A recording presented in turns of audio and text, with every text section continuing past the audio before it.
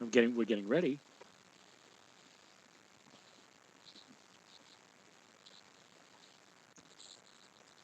Good evening, everyone, and welcome to the Joe and Joe Weather Show. Joe Rayo on the left. I'm Joe Chaffee, and the Joe and Joe Weather Show is brought to you by Omni True Value Hardware at 1226 North Wellwood Avenue in West Babylon, New York, on Long Island, serving the entire tri-state area.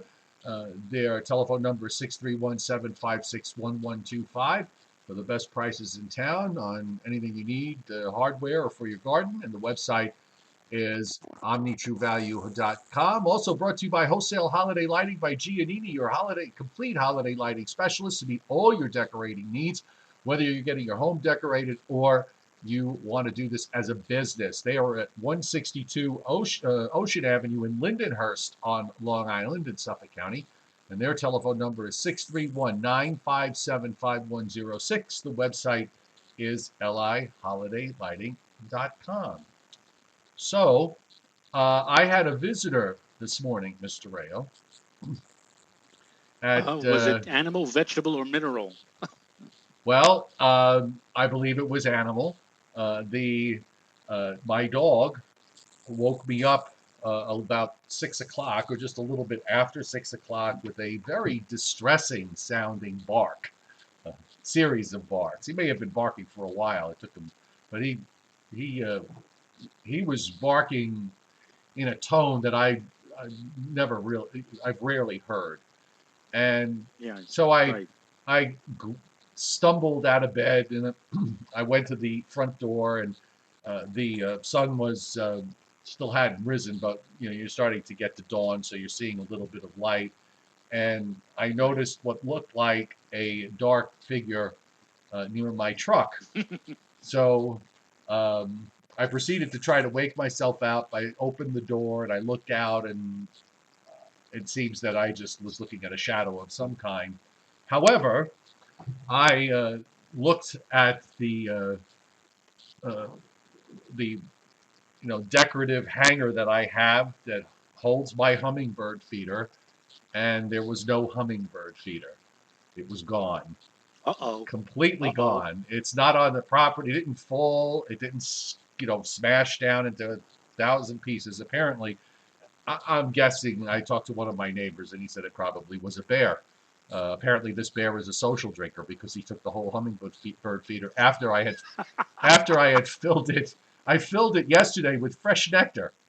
So that was my little adventure that I had this morning. And then something was there, because when I brought right after that, I put the dog on the leash and we went outside, and he caught on to a scent that drove him crazy. So uh, I'm someone suggested a How did? raccoon, but the thing is, it's on this really fancy hook that has a very broad bottom. I find, and it's over the railing of the deck on my front porch. I just find it hard to imagine a raccoon going up there and with two hands lifting the hummingbird feeder up off the, because you'd have to lift it up. So you would have to lift it up and over the hook. Now a bear I could see doing that, but a raccoon I don't think so. And the fact of the matter is that, I mean, this is the standard, like, glass hummingbird feeders. Yeah, exactly. So I would suspect that a raccoon may not have been able to get a good handle or good grip on something like that, and might have slipped through his little, what would you call them, paws, hands, or whatever. Right. But a bear, certainly the bear could just come up and, you know, Well, that kind of. now I'm in a Now quandary. I'm in a quandary tonight because, well, I installed a ring door, one of those ring doorbell things. I don't know if you have one of those, but it's got a no, we don't. camera on it. So anybody that comes on the front porch, I get the image appears immediately on my phone. Uh, the thing is, Right.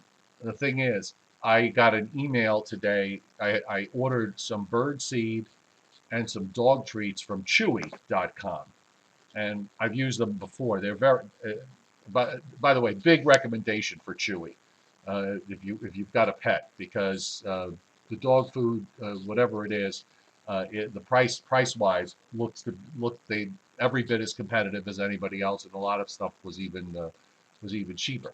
But so I ordered it on Chewy. And by the way, I ordered something here, and I'm in the mountains, and usually when I order something online, it takes about 2 or 3 days, or even 4 days to get here. I ordered something on Chewy last Thursday.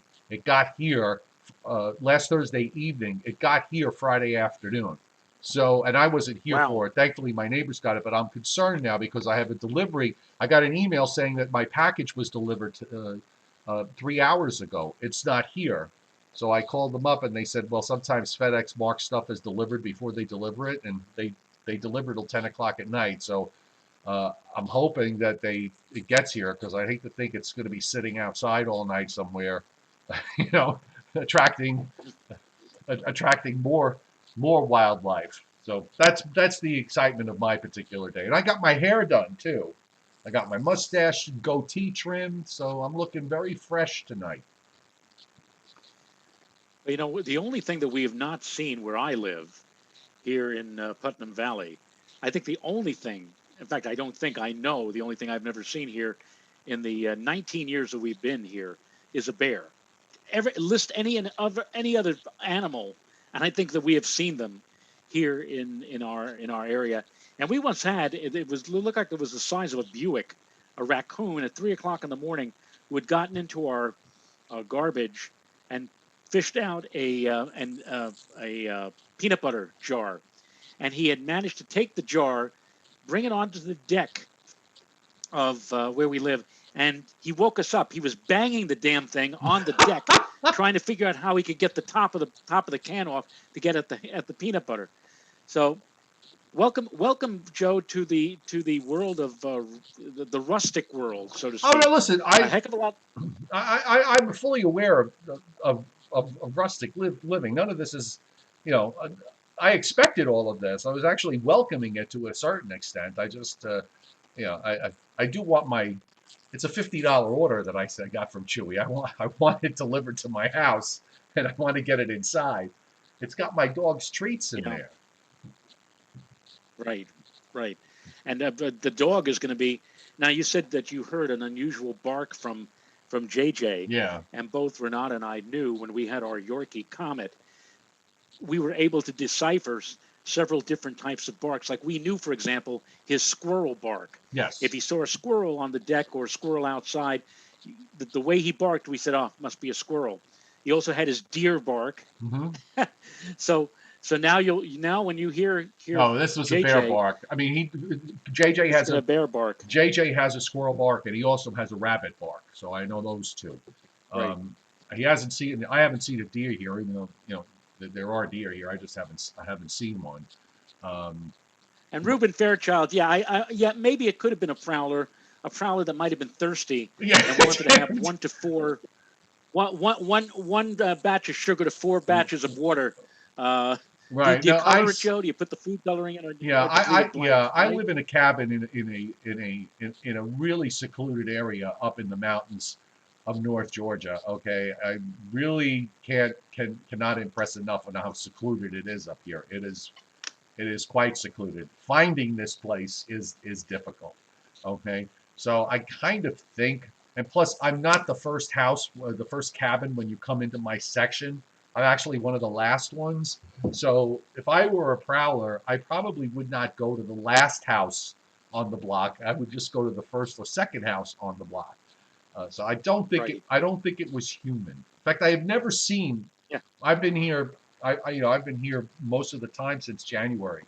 This is not a place where you see people walking up and down the street. You see no human beings at all, other than the occasional car that goes by down the gravel road where if a neighbor of mine is going 10 miles into town to go food shopping. So yeah, no, I don't think I doubt it was a person.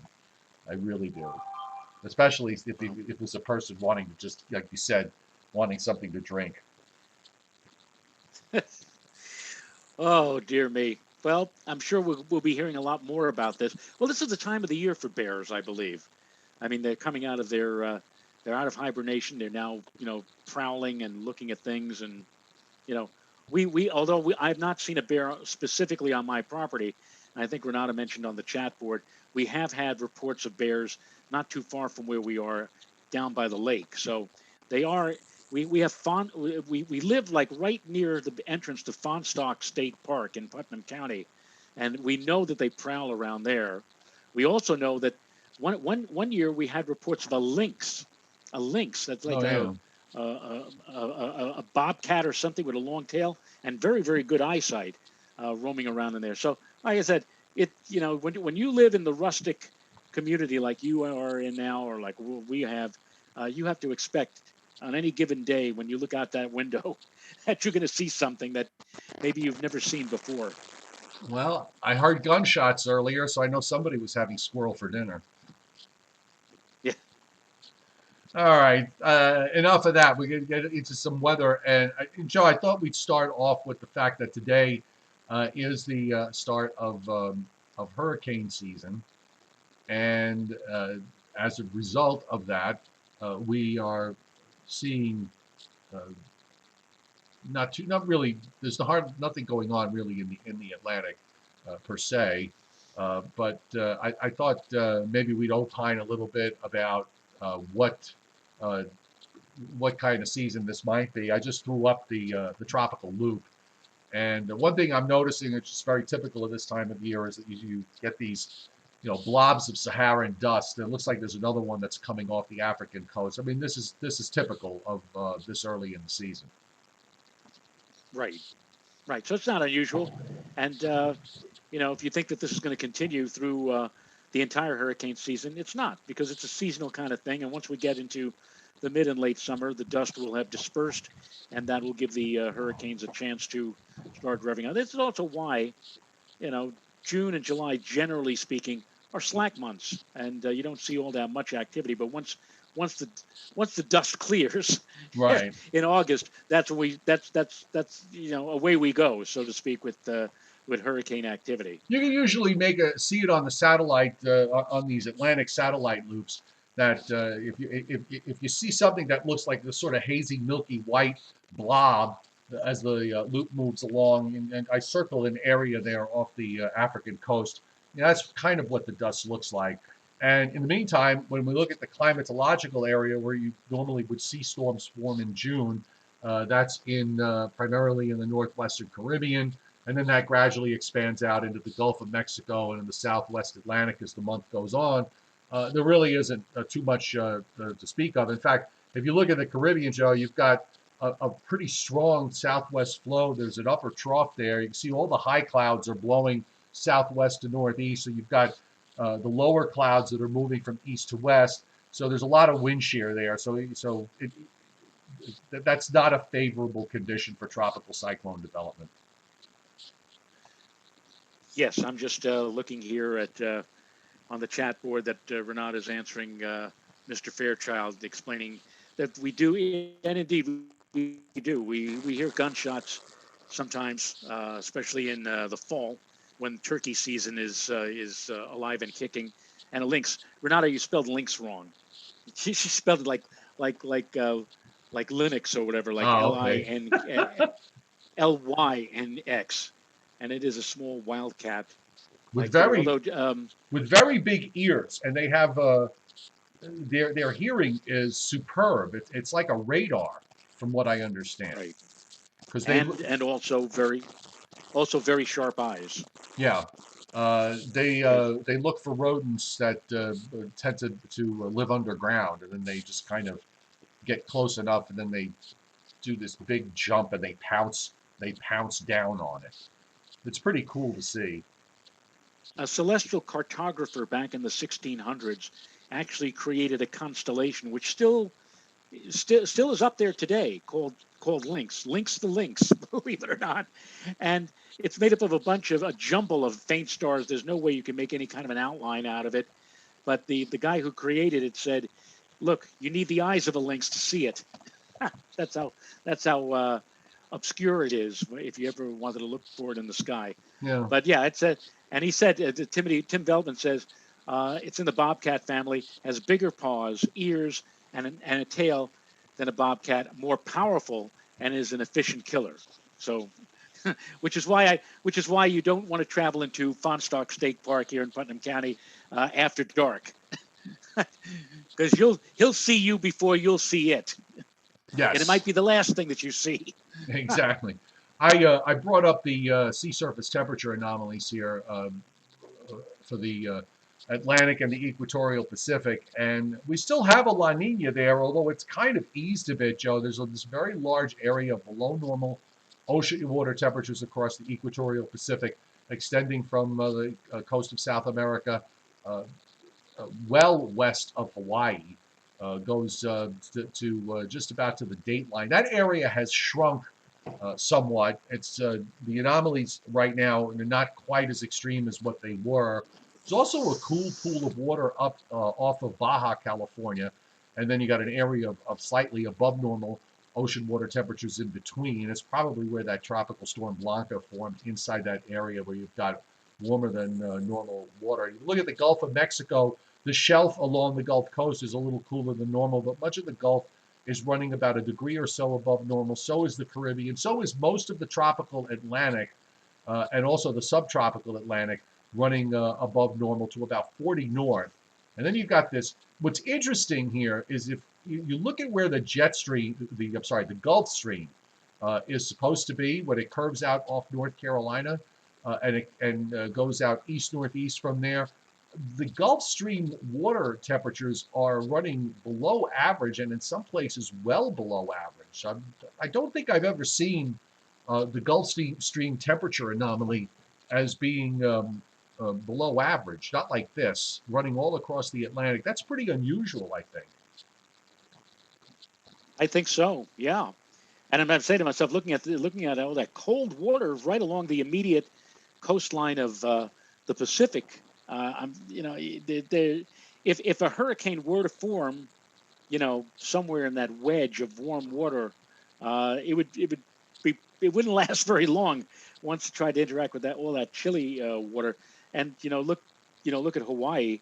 The reason why Hawaii doesn't see too many hurricanes or tropical cyclones is for that very reason. That chilly pool of water usually acts like a very efficient block. Although sometimes you get hurricanes that form literally near or over Hawaii or just north of Hawaii. You can see that big area of unusually warm water Yeah. to the north of the Hawaiian Islands. So Yeah. maybe Yeah. something might form there, but Yeah, other than what's left of the La Nina, ocean water temperatures can turn on a dime, and all it takes is one good gale center someplace, and all of a sudden you got upwelling, and that could change the profile. But not going to see that happen in the next week to 10 days.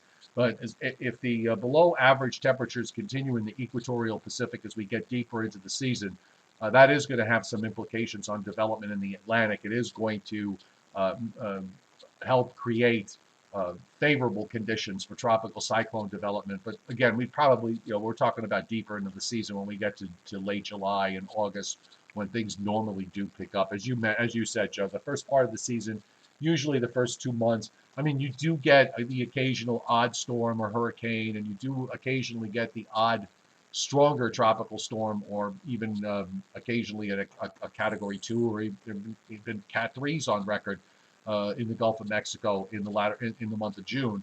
But most years, it's a relatively quiet time. I think I forgot what the stat was for June. You get a storm maybe once every 3 years, a named tropical cyclone in the month of June. On average, when you look at the long-term average going back 150 years, it's something like 1 in 3. Maybe in recent years, in the recent 20 or 30-year span, if you do the averages, I mean, I'm just guessing off the top of my head. Maybe it's more along the lines of 1 in 2, or maybe less than 1 in 2. But we'll see how it goes. I mean, the conditions are the broad view of conditions is considered favorable for the season, but that doesn't mean that the individual, the days and the week long periods are also favorable. As we saw on the satellite loop with all that shear going on in the Caribbean, it's hard to see how you're going to get anything to come out of there. And if something's going to happen, that's probably where it would happen. Tim Veltman, he mentioned a name on the chat board I'm not familiar with. He's talking about, well, you remember some of these names, Joe: Alma, Audrey, Yes. Agnes was 1972. Audrey Three was notorious storm 57. hurricanes. Yeah, Audrey was 57. I believe was a Cat 3 when it went into in the month of June and went into Southwest Louisiana. I believe it was Audrey Yeah.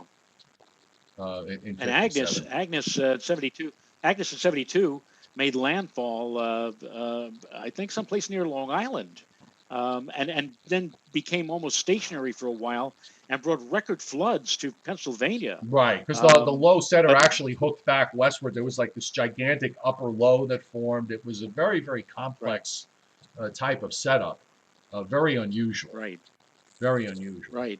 But he mentions a name. He mentions a name. He said, if you correlate the 500 millibar forecast of when they formed to what is forecasted for mid-June of this year, it's remarkably similar per Rebecca Ladd. Now, I'm not familiar with Rebecca Ladd. I, I, She I, might be at the I've heard Hurricane of her. Center. Yes, I've seen her stuff from time to time. Actually, I was talking with Bill Goodman about this not too long ago, and he suggested that maybe around the middle part of the month that something might come out of the tropics in the Caribbean or the Gulf of Mexico, given the setup in the upper air. And frankly, I would just say that when we look at the upper air pattern from yesterday, with the way the ridge is building pretty far to the north in the eastern part of the United States, that's going to create a condition of lower than normal pressures across from the Gulf of Mexico south into the Caribbean. So, from the standpoint of the way the upper air looks like, it has that signature. The upper air has that signature. Now, whether something can get going in the lower part of the atmosphere is a whole other story. But the upper pieces of that puzzle may be already on the table. Well, we'll see. Well, one thing I think you and I will both agree with, and this is what we were talking about yesterday, is that the upper level high pressure ridge that is forecast not just by one, but just about all of the models for the weekend on into much of next week is spelling out a protracted spell of sultry, very warm, if not downright hot temperatures, higher dew points, and hazy conditions for our area. And for everybody out there who was, yearning for summertime over this past holiday weekend, guess what? You're going to get your wish in spades Oh yeah. coming our way for the weekend into next week. Before we get there, I'm going to bring up the satellite loop, and the blow off of cloudiness of high clouds occurred today, moving through the Northeast and the northern Mid-Atlantic states. That actually continues tonight. You see on the loop the energy with thunderstorms developing in the Gulf states.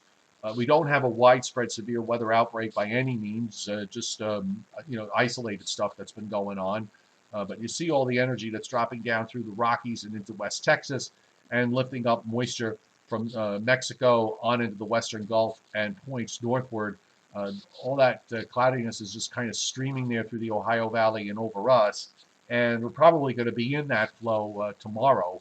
And I kind of thought, Joe, that as far as shower and thunderstorm activity, that scattered stuff, I think it would be scattered stuff well inland that could form later tomorrow into tomorrow evening. I think most of the area closer to the coast is probably not going to see much of anything during the day tomorrow.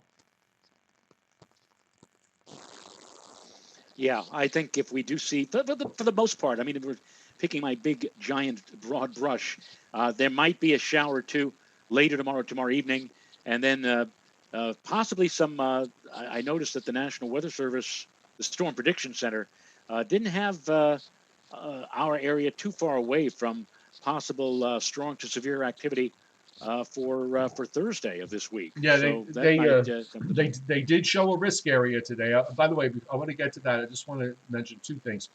One is Paul Roman hitting Super Chat tonight. Thank you so much, Paul. Most appreciated. I know you're one of the loyal viewers on a day-to-day basis, and we appreciate that very much. Thank you for the Super Chat hit.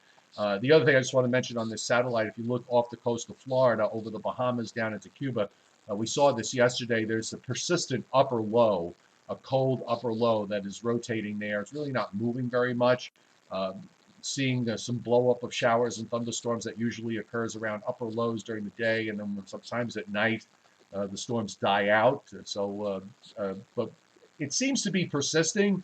I don't think I didn't look at the outlook let me just bring up the tropical weather outlook. I don't think they mentioned anything about. No, they didn't. Um, Even after 5 days, it should be clear. Okay, that makes sense. And in the Eastern Pacific, Blanca is out there. You see it where they have it centered at about 15 and 15 north and about 111 west. Just that's a fish storm, so I mean that's just going to disappear before too long. But I just wanted to kind of acknowledge that. So yeah, the Storm Prediction Center for Thursday has on this was their day 3 forecast, and so this is the early outlook. We'll probably see it get modified a little bit tomorrow, but they do have a marginal risk from northernmost North Carolina up into the Catskills, into the Hudson Valley to about New York City, and then running down through New Jersey, except for the immediate coast. But they also do have a slight risk of severe weather in westernmost New Jersey, the westernmost counties, much of southeastern, south central Pennsylvania, down into Maryland, Delaware, and a good chunk of the state of Virginia. So they kind of agreed with us on what we were talking about yesterday with this next front and upper trough. It's not a bad looking shortwave. It's just it's not amplifying. It's just going to kind of hold its own as it moves on through. So it probably has the potential with the dew points that are going to be getting up in the 60s. It probably does have some potential to develop some isolated or even some clusters of strong to possibly severe thunderstorms on Thursday. And after that, there may be some leftover rain or shower activity into the early part of the day on Friday, but then gradually improvement. And it looks like right now, in stark contrast to what we went through this past weekend, Memorial Day weekend, the first 2 days of the holiday weekend, Joe, it looks to me at least like we could be in line for some pretty decent weather, beach weather, or dare I say, for those of you who have already opened it up, pool weather or barbecue weather for Saturday and Sunday. It's going to be a lot warmer than it was last weekend. It's also going to be noticeably more humid than it was last weekend. But I think we're going to see a lot more in the way of sunshine for both Saturday and Sunday. And it looks like next week, a broad blanket. I mean, like your classic. Actually, it looks like a combination of 2 high pressure zones. One that's a subtropical zone off the mid-Atlantic coastline extending out to Bermuda. But it looks like there's another ridge of high pressure that's trying to build over Quebec and Ontario and northern New England. And the two are kind of like joining forces to make this gigantic blob of high or zone of high pressure that will pretty well cover much of the region east of the Mississippi into a good part of next week. Yeah, the ridge is going to be pretty far to the north, which is what we were saying before about the fact that creates lower than normal pressures down in the Gulf and in the Caribbean as far as the tropics are concerned. But with the ridge that far north, it does open the door for some very warm to borderline hot temperatures, and the humidity is going to be an issue. I think we have a fairly long stretch. Not so much on Saturday. I think the dew points might be around or just under 60 on Saturday. But after that, they're going up into the 60s, and eventually, when we get into next week, there'll probably be a few days where those dew points get up close to 70. But if you're going to have that and you're going to be under an upper ridge, it's going to be awfully hard to develop anything other than an isolated thunderstorm, a shower or a thunderstorm, because of the upper high. I'm just checking here the excuse me, the GFS-X, which is the Moss extended guidance. And by the way, Joe, I don't know if you took notice. I immediately took notice at the guidance today that they have taken out all mention of Snow. probability of frozen Right. precipitation, snow or ice or whatever. Makes the tables look a little bit more compact, so to speak. But just for White Plains, for example, dew points still in the 50s for Wednesday and Thursday and for Friday. Then they get to 60, the beginnings, I guess, of mugginess for Saturday. But then for Sunday, we got 63 for Monday, 64 for Tuesday. And Lord, for Wednesday, they have a 68. So, yeah, it's not going to be very comfortable out there as we progress through next week. And I said again to all the people who were bitterly complaining about how chilly, how damp, how cold it was over this weekend, I just hope your air conditioners and fans are in good shape because you're going to be turning them on in the coming week ahead. All right, let's go back to SPC with today. We do have, oh, there, my dog just plopped into the bedroom and put himself to sleep. We do have just an area of marginal risk in West Texas up into southeastern Colorado. You've got some showers and thunderstorms from western Kentucky southward into western Mississippi at the moment, and even into parts of Louisiana, but that is not considered inside any kind of risk area.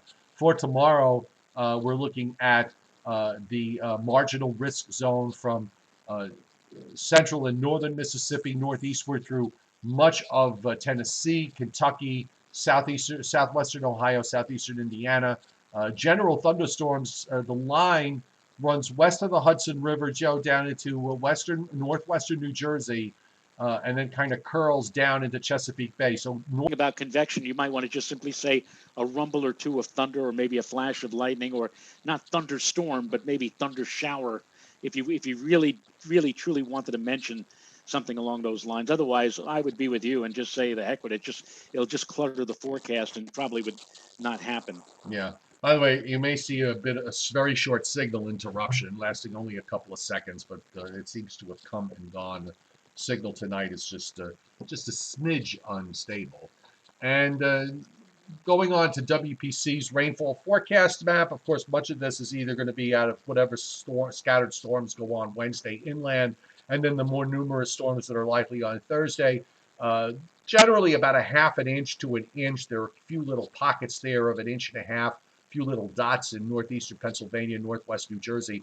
Still showing big rains for the lower Mississippi Valley down into much of east and south Texas on the order of several to many inches. Also in eastern North Carolina and parts of South Carolina, an inch and a half to 2 inches of liquid over the next 7 days. And you start to head to the west and things start to really dry out, and also up to the north in the Great Lakes. Not a whole lot going on there. Back into the northern plains, a few pockets of a quarter to a half an inch, but for the most part, really just uneventful with regards to precip. The southwest is virtually dry. The Pacific Northwest and northwestern Washington, a little bit of rain there, and that's just about it. So let's give a view.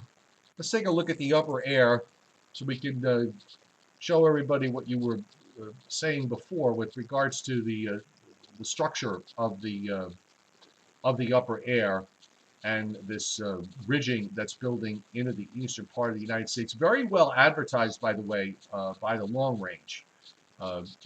Yes. We oftentimes are quick to ridicule the long range and the frustrations that it causes as far as forecasters are concerned. But it did a pretty good job telegraphing this last week that this was going to happen. And you're looking at the upper air for tomorrow morning. You see that troughing that's in the middle of the country down through Kansas, Missouri, Oklahoma, and Arkansas. That's the upper trough that's going to be shifting eastward. And it's not amplifying. It just kind of holds its own, weakens a little bit, but it's still evident there Thursday evening in the Ohio Valley. So that's our trigger mechanism for some showers and storms late Thursday afternoon and into Thursday night. The upper trough is going to take a little bit of time to get through here. There's a little short wave that comes through on Friday in the Northeast, so there might be some scattered showers around in areas up maybe in upstate New York and in New England, just some widely scattered stuff. And then after that, as we go through the weekend, you start to see this big ridge building in the east. The upper high center is well up the East Coast. It's not down in the Gulf of Mexico or over Florida and then pushing the upper float. I mean, this ridge is really pumped up in upstate New York and into the Western Lakes. And it just pretty much stays in control there through much of next week. There's a little blip, a little short wave around Thursday, that moves into the eastern lakes. It's just kind of a little tail that's sort of hanging down there. I'm not going to make much of that for now. We're still primarily going to be in a ridge position here. Here we are now to Sunday the 13th. The northern jet starts to try to come down by next weekend, not the one coming up, but next weekend, the weekend of the 12th and 13th, that northern jet tries to come down, but you still have a very persistent ridge that now starts to shift westward into the middle Mississippi Valley and back over into the plains.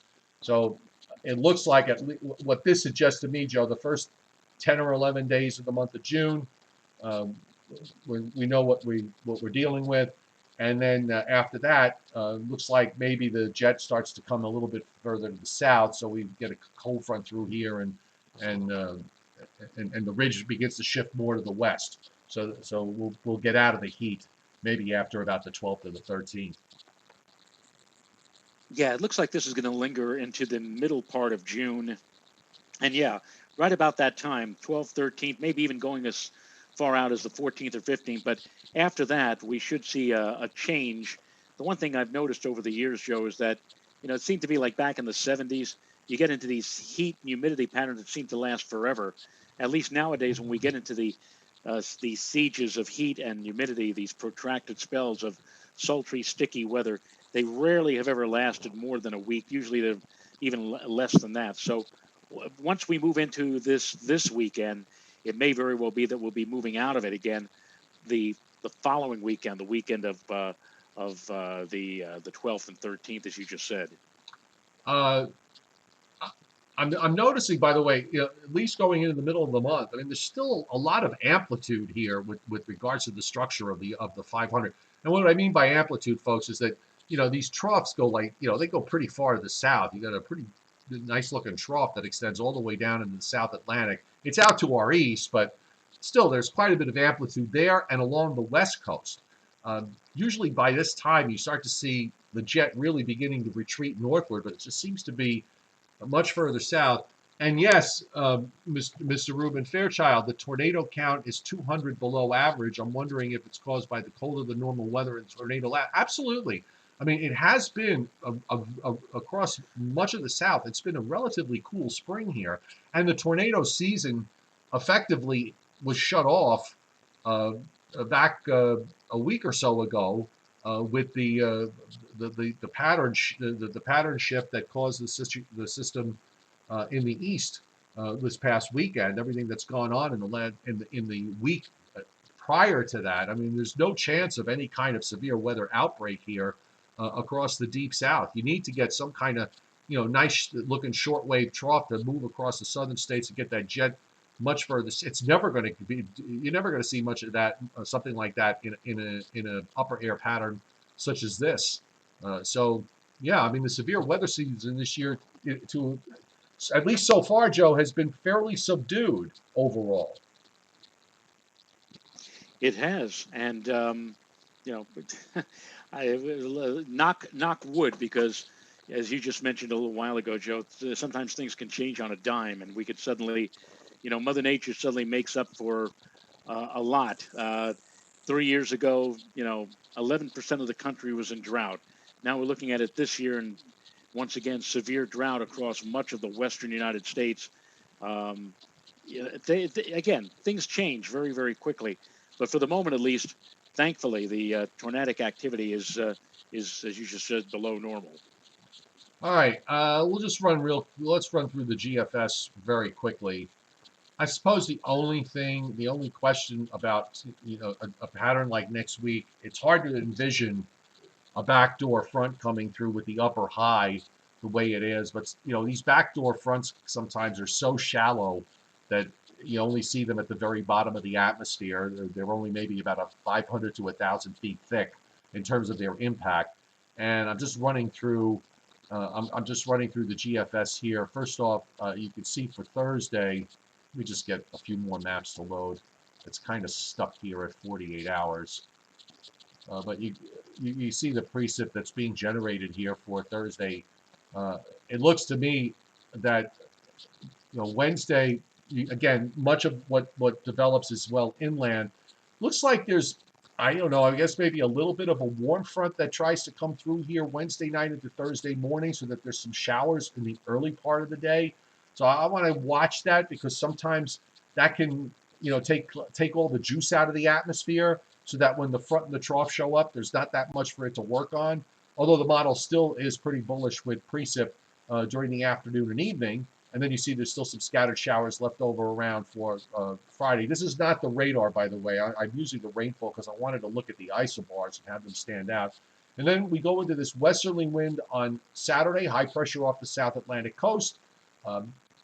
Can't really see, doesn't look like there's any kind of, there's a little bit of a backdoor on Tuesday that, northern Maine, maybe to, between Montreal and Plattsburgh. That's about as far south as it gets. Yeah, so I mean, it doesn't look like we're going to see any kind of backdoor.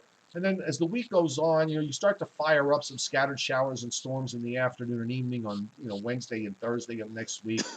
And you have to wait probably until, let's see, here we are, Saturday the 12th. Oh, come on with these maps, they're so slow to load. It looks like there might be some sort of front coming through maybe Saturday the 12th, Sunday the 13th, to put an end to it. And by the way, start looking for the GFS to spin up things from time to time on certain runs, and you'll notice that on the lower right, it does actually spin up some kind of tropical system there in the Bahamas. Who knows if that's real or not? But again, we'll pay attention to the fact that the pressures are going to be lower than normal in that zone as we head into after, as we move through the latter part of next week and beyond. And of course, we have the solar eclipse on a week from Thursday morning, and the only concern that I might have is that if we do see thunderstorms and a few spots fire up late Wednesday or Wednesday night, that maybe there might be some leftover debris clouds into Thursday morning. Although I must say that the kind of weather I was hoping for looks like it's going to try to develop, and that is the kind of where we have the hazy, humid condition, and so when the sun comes up usually in that kind of condition, you see it coming up looking like a big red ball or almost like a maraschino cherry or whatever if it's really hazy, and it just might do that for the morning of the eclipse. Of course, the morning of the eclipse, we're not looking for a big red ball. We'd be looking for something like a slice of cantaloupe melon or a scimitar or a sickle or a horseshoe with pointed tips, which could look really dramatic, especially if it's kind of hazy and smazy or smoky. Well, maybe not smoky, but you get the idea. That's the kind of weather pattern that you would like to see. But again, if we end up with a lot of lingering clouds from the evening hours still lingering into the night, into the next morning, that may not be something that it certainly would hinder the view, especially if those clouds are lingering over in the eastern or east northeastern part of the sky. Still too early, but I think with guarded optimism, so long as that ridge holds, I think at least we can hope for dry weather for the eclipse next week. Remind my buddy Jason Schaefer, who we work together at PIX from time to time. Hope everything is well with you, Jason. We haven't seen each other in a while. Maybe my next trip on New York, we could get together and get some lunch. And I mean that, by the way.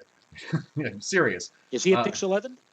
From time to time, producing. I don't know if Jason still is, but okay. Anyway, he asked you the date. They just got a new.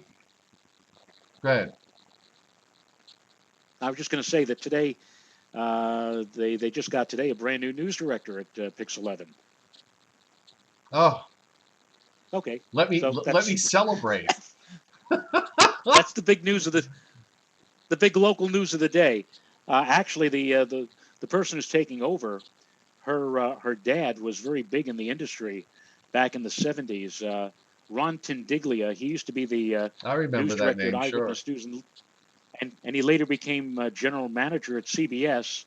And now his daughter, he passed away sadly some years ago, but his daughter now has moved into the top slot at PIX 11 as the new news director, Nicole Tindiglia. So, lots of luck. If unless Jason was unaware of that, now he's aware. Yes. He wants the date of the eclipse, June 10th. Everybody, June 10th. June 10th. Okay. We're going to try to figure out, whether we could, do this live. on June 10th. I mean, I won't see anything You know here, what? but My you will. phone, with with with my phone or anybody's phone, to take a picture, let's say of the sun or the moon, is unless I can figure out a way to get that attached. Now, my daughter, for example, takes wonderful pictures by taking her phone and putting it up to the eyepiece of my telescope. But that's for a still shot. I have to figure out now how to do this if you're looking for a live video, uh, whether or not that's possible. Because otherwise, if I just put like a camera, if I put the iPhone on a tripod, and aim it toward the sun, you're not going to see much more than like a little dot. You know, everybody think, and you know when you see that when the sun is like low to the horizon, it's like, or the moon is like gigantic, and you say, oh, I got to get a picture of that. You take a picture of it, and then when you get it, when you look at it, it's like, what the hell happened? It's Yeah, like I thought it was going to be a gigantic. It's all in your mind. It's like a physiological thing that you're seeing the moon and comparing it to foreground objects, making it bloated or look bigger. But the camera doesn't do that. The camera shows it to you just the way it would look at any altitude above the horizon. right. So, All right. Okay, let's do a little Briller Jeopardy and then let's go to bed because hey, this was all of a hey, sudden now we're the Tonight Show. hey, I got an idea. Maybe Jason can ask the new news director if we can borrow for the eclipse one of the cameras from Pix 11. Oh, sure. Well, maybe Joe, put in a good word. Put in a good word with Mr. G. You know Mr. G. I'll use my pull. Okay, I'll use my pull.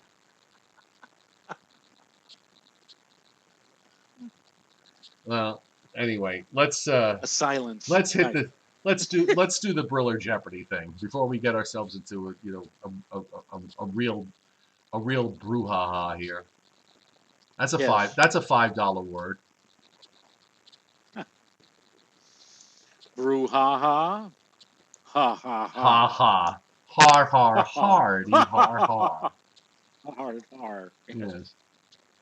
All right, let's get some Briller Jeopardy here, and then let's go to bed. Tired. Is he loading it up? Do I? I think you Wait a minute. have Do it. I have the You questions? have it. Oh, I have it. Yes. Yes, I think I do. I'm sorry. So sorry, everybody. As Joe Jitsu used to Yes. say. So sorry. Excuse me. Begging your pardon. Excuse me. God, but they got away Oh with in dear. those days. Anyway, go on. Yes. All right. So Scott Briller, here another top 10 for Mr. Chiaffi. And since you and last time he aced it, within 3 years, Joe, Okay. you are to guess when these movies debuted. Okay. Starting with movie number 1, The Graduate. The Graduate. 1966. And you had to be within 3, and you were within 1. It was 1967. How about our second movie of the night, The Maltese Falcon, sweetheart? 1939. You were within 2 that time. It was 1941. Okay. Here's number 3, Double Indemnity. Oh God, that was with Barbara Stanwyck and Fred MacMurray. You know, Fred MacMurray. And you want to know what? But Fred Was such MacMurray a in that movie, he was such a kind-hearted guy, son of Flubber, the absent-minded right. professor, My Three Sons, the nicest guy. That movie, Double Indemnity, he was a rat. Think Oh, he was a horrible he he person. Yeah. he was the opposite to what Yeah. everything that we That learned was. about. And if you've ever seen him in The Apartment, that he's also a pretty horrible person. And in the Kane Mutiny, he's a horrible Right, person. And yet he was, the dad on My Three Sons. 1944. right, Double right on the Indemnity. nose. 1944. Number 4 on the list, Pulp Fiction. Pulp Fiction. All right, this is probably one I'm going to get wrong, but I'll say 1995. Within 1, 1994. Oh, okay. N- It's a good movie. Number 5, yeah. Number 5 is 2001: A Space Odyssey. Oh, Jesus. 1968. Right on the nose. Right on the nose, Oh Joe. God, Number I'm impressing 6. myself. Yeah. Number 6. Tonight on our show, we're going to present the great movie of mine, Vertigo.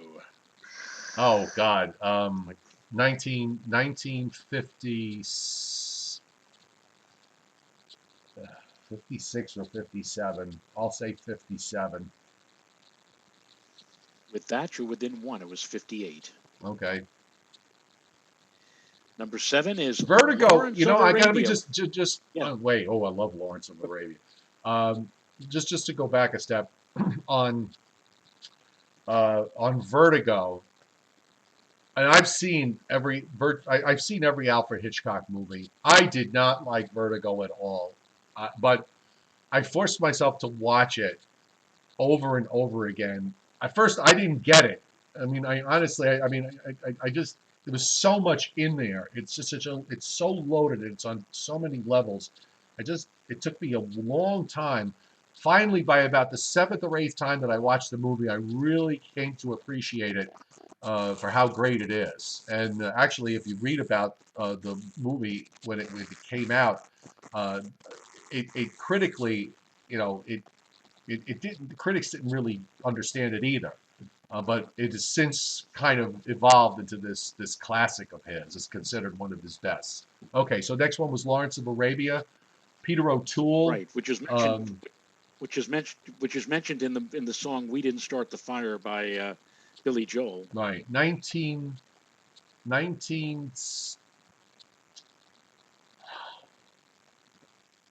I'll say 1961. Off by one, but still counts as a win. 1962. Okay, Number 8 was Close Encounters of the Third Kind. 1978. Missed again by one. It was 1977. I'm chuckling because I saw this movie at maybe in the Lowe's downtown or whatever like that. And they charged an arm and a leg. It was like in super surround sound or whatever. And the theater was jam packed. And if you remember the movie, kind of difficult to piece together what was going on in the first part of the movie. Right, And then we came to the part where Richard Dreyfuss was trying to make Devil's Tower, Wyoming, out of his mashed potatoes right. at the dinner table. I liked Close And Encounters very much. we're watching this, and all of a sudden, a guy who was all the way down in the front of the theater got up, started walking up the aisle while this is all going on, screaming at the top of his lungs, says, "Can't believe that I spent $20 for this." He said, "What a piece of blah blah blah blah blah blah blah." He said, "Yeah, this is done. What the hell is this all about? What the hell is this? I'm asking all of you, what is it?" And we're like, not saying anything. The guy just is saying as he's going up the aisle, and when he gets to the back of the theater, just before he makes his exit, he says, "Hey, all of you people out there, you smart like me, you following me out of here because this is a dumbass movie." God. I'll never forget. He should have stayed for the end. At least then there was something to watch. By the way, going back to Lawrence of Arabia, that's just a classic. That's a tremendous movie. How Yeah, Peter O'Toole did not win the Best Actor Oscar that year on that movie is beyond me. But that's a Hollywood's kind of funny when it comes to that sort of stuff. I'm And still wondering why Larry Hagman didn't win the Oscar for Failsafe or whatever. But well, he these are should things that are well, just not. yeah. I mean, it's like you look at performances. I mean, that was just an incredible performance, and but there were so many. If you get into a year where there were so many incredible performances, maybe he was like number 6 or number 7 and didn't make the cut for the top 5, which is what it's the top 5 that they give nominations to. Anyway, go on. What's the Number next one? 9. Number 9. Forrest Gump. Oh my. Oh, this one I'm probably not going to get right. Uh, I'll say 1992. You were within 2. It was 1994. Okay. And finally, number 10, Joe. Yen, yen, yen, yen, yen, yen. Psycho. Oh, 1958. Again, within 2, 1960. You got them all within the required 3-year limit. Okay. Congratulations, Joe. And you win a gift certificate from the Spiegel Catalog Company. Spiegel, Chicago, Illinois, 60609. 60609. 609. And you also win this beautiful T-shirt from Michael C. Fina Incorporated. Right. And a Lynx coat from Dicker and Dicker of Beverly Hills. Dicker of Beverly Hills. Oh, good Lord. Oh, Should we close God. out now? Yes, let's go. Let's say goodnight while we still can. Paul Roman, thanks for hitting Super Chat tonight. Most appreciated. Nice to see everybody on the chat board tonight for the late start. Thanks for your patience. Tomorrow we will be back at 7:30. It was going to be a late start tomorrow, but there's been a change in the schedule. So we will be on at 7:30 Eastern Time on Wednesday. Mr. Ruben Fairchild wants to know if you watched The Three Stooges. I love the Three Stooges. Actually, there were 6 Stooges, and I'm upset that they never show enough. They never show enough of the Three Stooges with Joe Besser in the Curly role. There was Curly, there was Shemp, and then Joe Besser, who played Stinky on Abbott and Costello. You silly. Yes, I'll harm you. Got in my way. I need a glass of water. My room's on fire. I'm part of a Lou Costello group on an Abbott and Costello group on Facebook, and it's run by his daughter Chris Costello, and wow, this wonderful little group there. It puts up a lot of pictures that that she has, family pictures and so on, and background pictures that you don't normally see. But wait, I just wanted to say that I'm looking at Renata on the chat board says to Ruben Fairchild, "Oh no, you had to mention them. Now we're going to be here another half hour." Well, let me just say from the standpoint, Lou Costello said that Joe Besser was one of the few people that could make it that caused him to lose it when they were taping a scene. Joe Besser would just send Lou Costello in hysterics, and no one was really able to do that except for him. So that says a lot, because Lou Costello was Joe brilliant. Besser.